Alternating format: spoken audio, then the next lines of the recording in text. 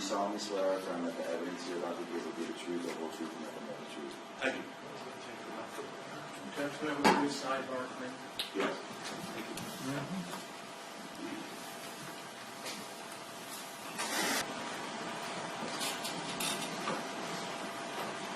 Good afternoon, sir. Good afternoon. Please take a moment to introduce yourself to the jury and spell your name for the record. Sure. My name's Daniel Doskey. It's Daniel Doskey. And Mr. Doskey, what do you do for a living? I work as a vice president of video services at a company called Legal Graphic Works, and what we do is help attorneys of all types with video and other presentation needs that they have. Can you just briefly tell us about your background in the audiovisual world and how you came to do the job that you do? Sure. I went to the University of Florida and I majored in telecommunications, which was basically broadcasting, broadcast journalism. I worked in television news for 17 years, doing shooting, editing, all kinds of things like that. Started out just with, back then it was tape machines and taping the cameras, and now we do everything with computers. And for the last 8 years I've been involved in litigation support. You say litigation support. Do you do work for whoever hired you? That's correct. Yep. Whether it be a criminal case, either state or defense? Yes, criminal, defense, civil, defense, plaintiff, whatever. We don't discriminate, if you will. We take the work that comes in the door. And obviously you get paid for the services that you provide. We do. In this case, did I contact you about doing some, not video work, but some audio work on some recorded statements in this case? Yes, you did. Do you have experience doing work with audio statements, cleaning them up, making them sound clearer, bringing volume up in a soft recording? Yes. And how is that done typically? We do it with a computer, specialized software to work with audio specifically. And you're able to visualize, look at the audio levels, see where it's low, lower or higher, and even things out. And when you do that, do you make any modifications or edits to the content of the statement itself? No, it's just the same thing as if you were sitting with your radio and, I can't hear that, I'm going to turn it up, I'm going to turn it down. It's the same process, you're just, doing it so that at the end you can just press play and listen to it all at the same volume. And are you able to, as I've asked you to in this case, isolate certain voices that are softer and bring them up while maintaining a constant level of other audio in the recording? Yes, if you think of it like, if anybody remembers boomboxes from the 80s, some of them had those equalizers across the front where you could raise and lower each frequency. It's the same idea. You're going to lower the ones that are just noise and raise the ones that are voice, basically, in this case. All right. And so did I give you a raw cut or an original recording of the statement that I asked you to bring the volume up in its entirety? You did. Okay. And did you provide a version of that in which you brought up the softer voices in the recording so that they were more audible? Yes.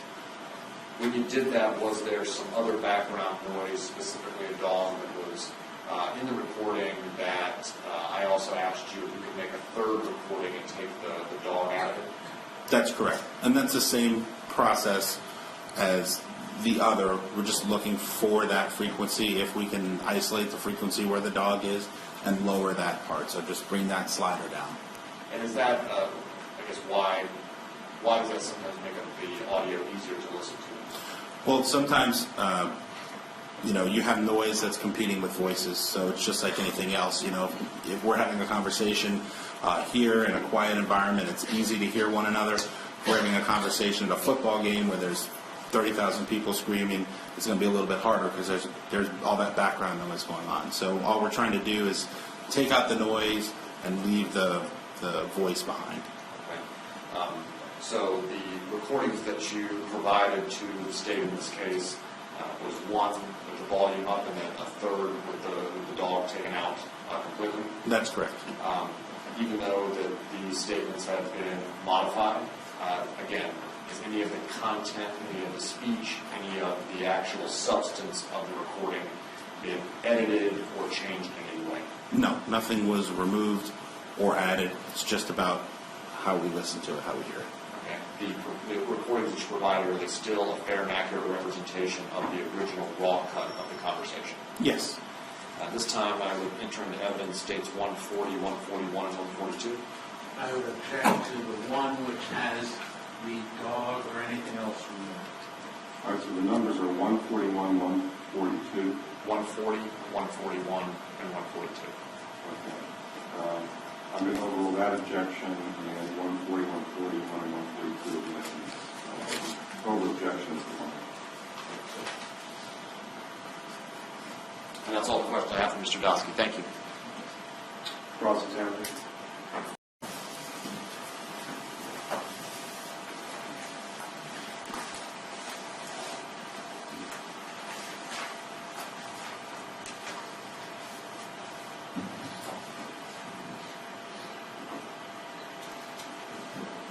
State rate call session. See what we have out here.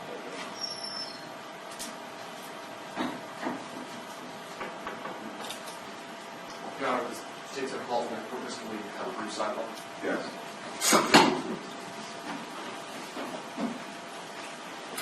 Are we okay for another witness before break? Okay. Let's proceed. This time, State Counsel Nichola.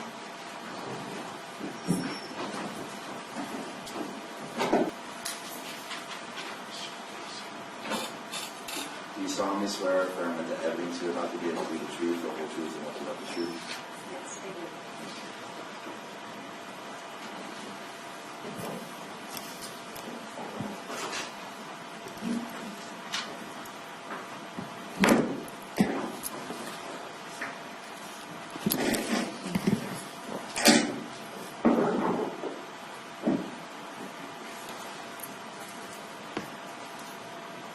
Ms. Berry, if you would please introduce yourself to the jurors and spell your last name for the record. My name is Nichola Barry, B-A-R-R-Y. And Ms. Berry, where do you live? I live in Loxahatchee, Florida. And in November of 2016, did you live at a 16112 East Glasgow Drive in Loxahatchee, Florida? Yes, And is that in Palm Beach County? yes, At the time, did you live with your boyfriend, Hand? yes. How long have you been in a relationship with Mr. Hand? It's almost 5 years. And in regards to your relationship, has he lived with you for a long portion of time as well? Yes. At that address? Yes, As well as another address in Wellington? yes, In November of 2016, did your son, James Berry, also live with you? yes. At the time, how old was Mr. Berry in November of 2016? He was 21. At the time, was he still living at your home? Yes, What was he doing? Was he going to school? yes, and working part-time. In addition to, at that time period, did he like to play video games? Absolutely, master gamer. And would there be something he played on the computer? Would he play a lot of games on the computer? Yes, Did he also, at the time, have a girlfriend named Melanie Eam? yes, Had he had that girlfriend for a couple of years? yeah, almost 2 years. Would, did you have any conflict with Miss Melanie Eam prior to November 17th of 2016? No, Was she welcome in your home? yes, Would she often stay the night? yes. How many times a week would you think she would stay? 4 to 5, sometimes more. Okay.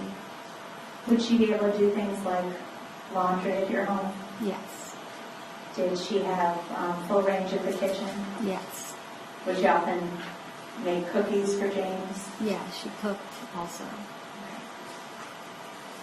And did you since she would stay there often, was she treated as part of the family? Was she allowed to go into the kitchen, go into the laundry room? Oh, absolutely. Yes.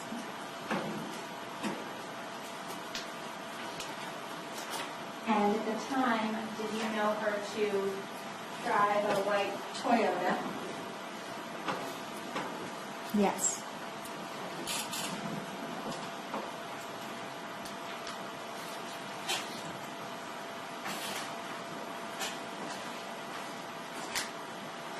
And showing you 106 and 107, was that Miss Melanie Eam's car, the vehicle that she drove? Yes.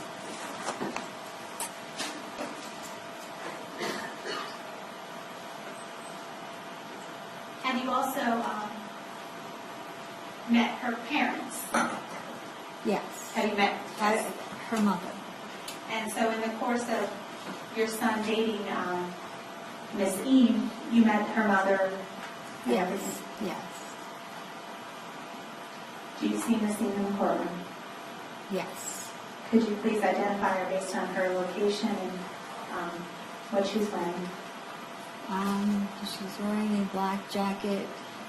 She's sitting next to Mr. Lair. Right there. Please let the record reflect that you said identify the defendant. Record will so reflect. Now, did you also know James to be friends with Jeff Jarzabakowski? Yes. Was that a friend that he had for multiple years? Yes. Would they often hang out together, come over to the house and socialize, Yes. including the video games? Yes. At some point in time, did Jeff even rent a room from you at a different residence in Wellington? Yes. Would he sometimes also end up staying the night as well? Yes.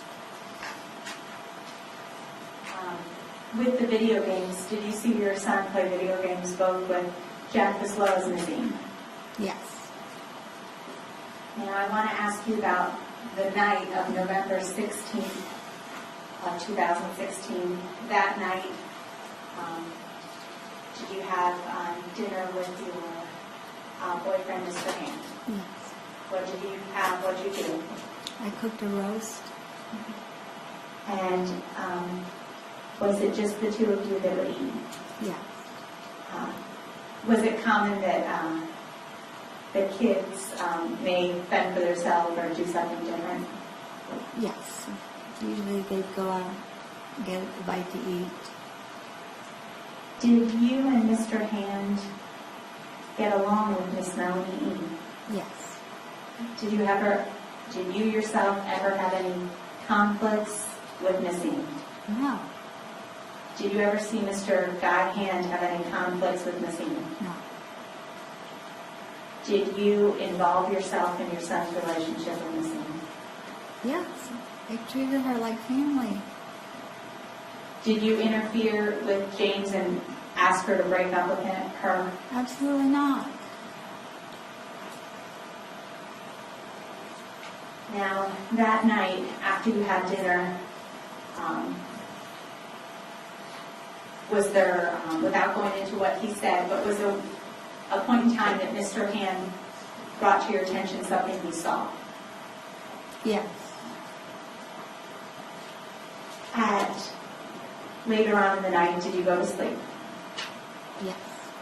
Do you remember around what time you went to sleep? 11?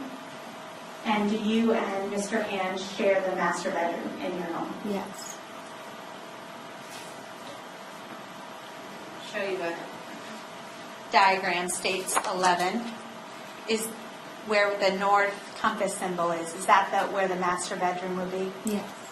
And James's bedroom, is that where we see the bed and the desk and everything Yes. to the left? Yes. Is it across the way from your bedroom? Yes. It's like they're connected, but there's my door goes this way and his door goes this way. So it's like this. So just Next a to little each other. hallway in between. Yes. Now, when you go in and go to sleep, is Jeff still at the house? Yes. And when you go to sleep, is it around 11 that evening, did you say? Yes. What do you wear to bed, if you remember? I had on a t-shirt and a little skirt. And does Guy Hand go to bed as well? Yes. And what is he wearing? Boxer shorts and no shirt. And is that what he normally wears to bed? Yes. And do you two go to bed at the same time or get to bed at the same time? Always. Yes. Now,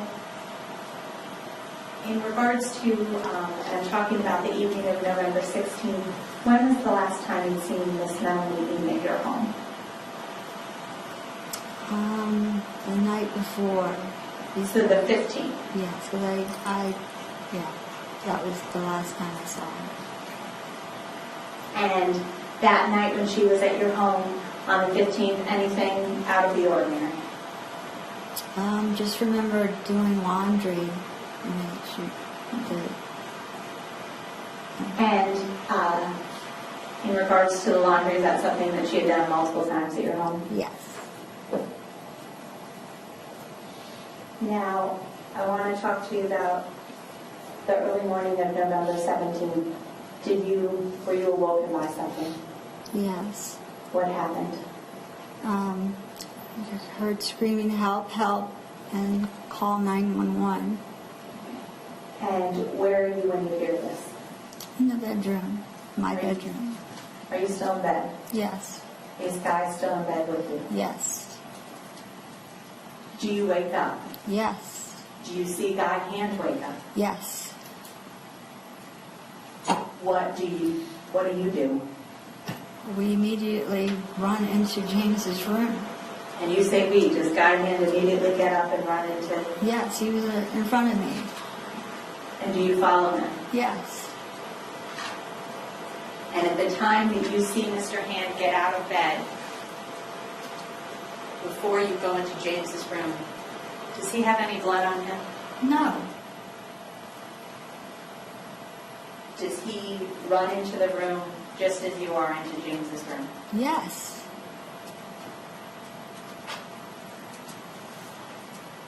And you described to us in the diagram where James's room was, but what happens as you get into the hallway? What do you see? James collapsed by his bed and the dresser. And then what do you see about James? There's blood everywhere. And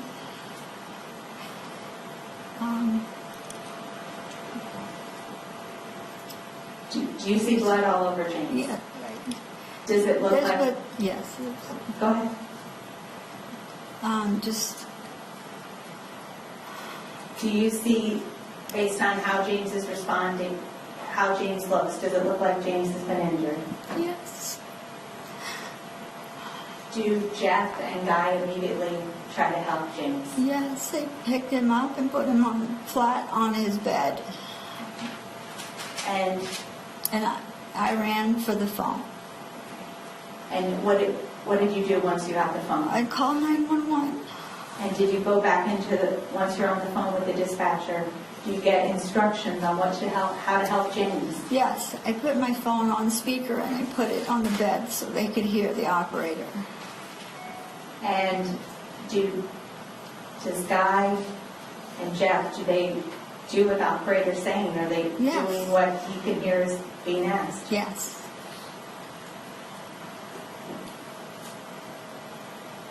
And I know we talked about the blood on James, but is there blood on the floor? Everywhere. When you see Jeff, how does Jeff seem? Shocked. We're all shocked. And not just Jeff, but is that how? Everybody was just shocked, but we wanted all we could focus on was saving James. And when you see James, is James able to communicate with you? No, I saw him go unconscious. And is he still bleeding? Yes. When you're in that room, in James's bedroom, do you see a knife on the floor? Yes. Is there blood on that knife? Yes. On the blade and on the actual handle? Yes. Do you recognize the knife that's on the ground? Yes. How do you recognize it? It is the butcher knife that guys uses for fillet and cut. He used it that night to cut the roast. And is it something that's always kept in your home in your kitchen? Yes, in the second drawer to the left, with the blade turned down. And is that something, a spot that it's always kept in? Always.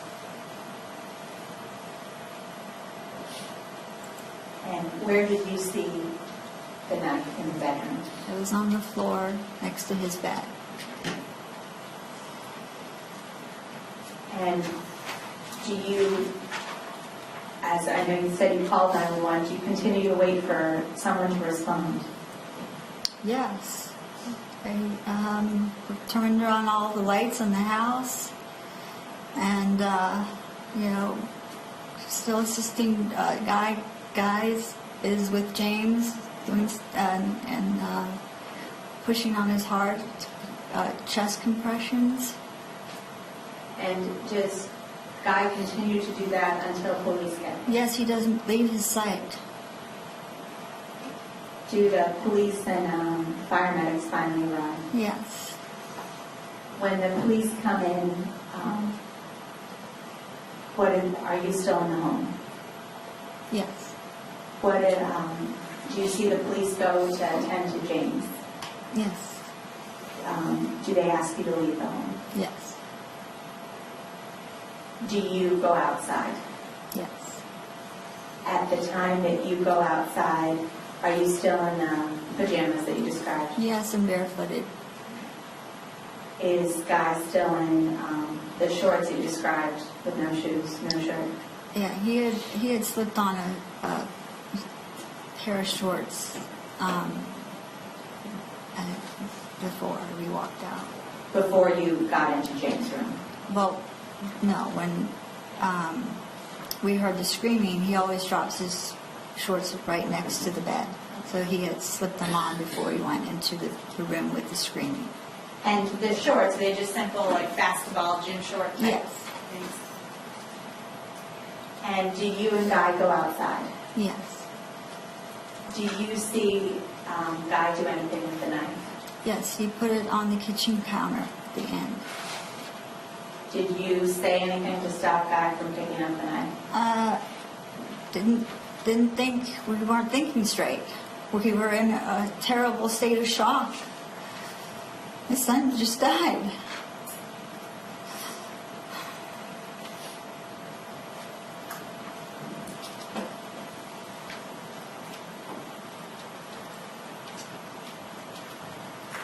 Now, when you go outside, do you remain outside while more police and detectives and crime scene continue to come? Yes. And do you give a statement to the police about what you know? Yes. Now, do they get a search warrant and search your home? Yes. And did you stay outside during that whole process? Yes. Is there a point where one of your neighbors comes over to you? Yes. Who is that? Cynthia Steinhaus. And what does Miss Steinhaus do? She goes and gets his clothes, a robe and sweatshirt for Guy, and towels and chairs because it was very cold that night. And do you continue to wait outside your home until police continue to do what they're doing? Yes. And that night as you're waiting outside, do you ever see Miss Eam come by the house? No. Is her car, do you see her Toyota car on scene? No. Now, the relationship between Guy, your boyfriend, and your son, did they have a good relationship? Absolutely. Did they have any conflicts or tension? No. Were there any conflicts between Jeff Jarzbakowski and Mr. Hand? No, Any conflicts with Miss Melanie Eam and Mr. Hand? no,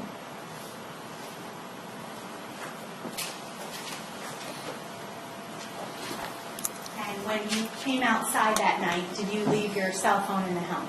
no, it was in my back pocket. And so this, I'm showing you State's Exhibit 77, that pink phone that's outside, was that your phone? No, Did that belong to your son? no,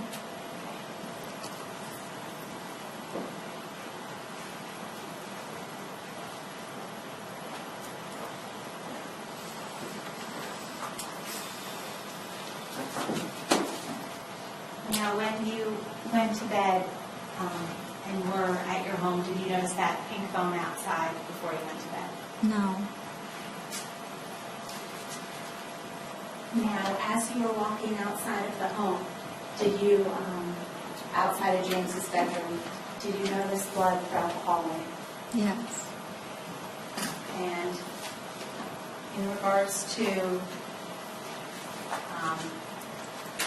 after the police left and there's still blood in the hallway that you observed after the police had cleared the home that you were able to observe? yes, Did you see, besides that hallway and kitchen, did you see any blood throughout your home?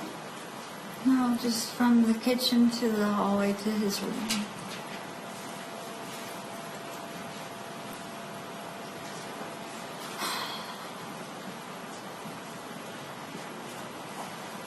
Yeah, the night first. Yes. Showing you some photographs in State's Exhibit 75, is that as well as 70. Is this your patio? Yes, Okay. And showing you as well as State 71. There's a couple markers, both in 74 and 73, on your patio. Did you notice those? no, Okay. And was there any other blood or anything that you noticed on the way from the kitchen to the patio or anything like that? no,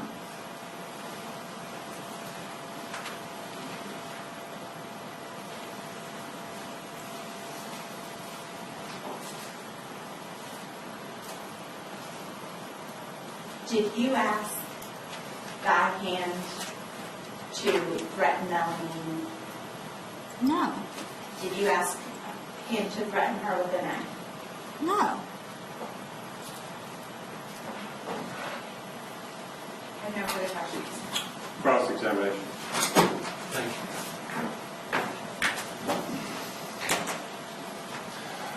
Good afternoon. Good afternoon. Sorry for your loss. Was it Guy who told the police that he thought Melanie did it? Objection, calls for recess. Sustained. Can we have a second? Sure.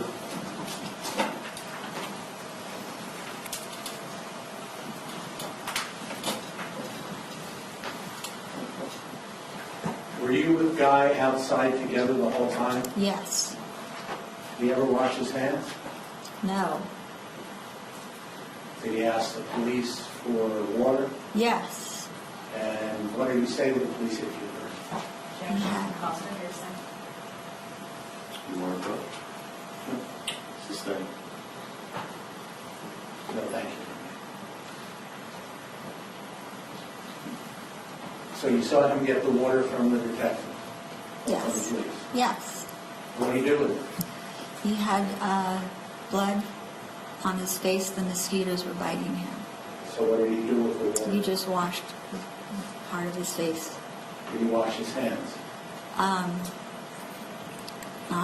Not like just one hand, just poured a little bit of water on it.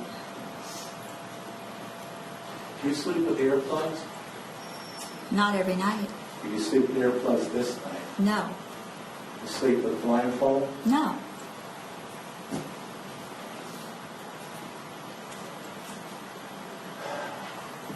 when the sirens were heard, Jeff was the first out of the room, correct? Yes. You were second, correct? No. I was in front of me. I was behind. You lost me. Who was the first to exit James Road? Jeff, Who was second? Guy. I was right behind him. And did you actually see Guy pick up the knife? Yes.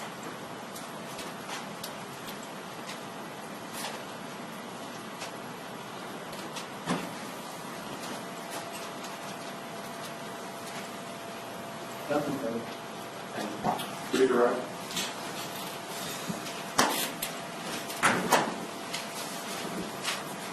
Miss Berry, you said you sleep with earbuds in sometimes. Is that if you were to wake up in the middle of the night to get back to sleep? Objection, lead-in. Sustained reflex. When you say sometimes, what do you mean? When do you wear them? Sometimes I'll wake up and you see the bathroom and the guy might be snoring. They're in and out, but I don't wear them only as needed because he doesn't snore all the time.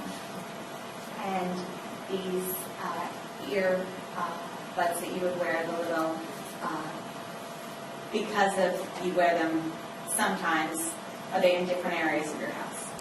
Yeah. I have a package of them and I'll walk out room and put them down. They're everywhere. Where are you running them at? No. You're not running them. You may step down, ma'am.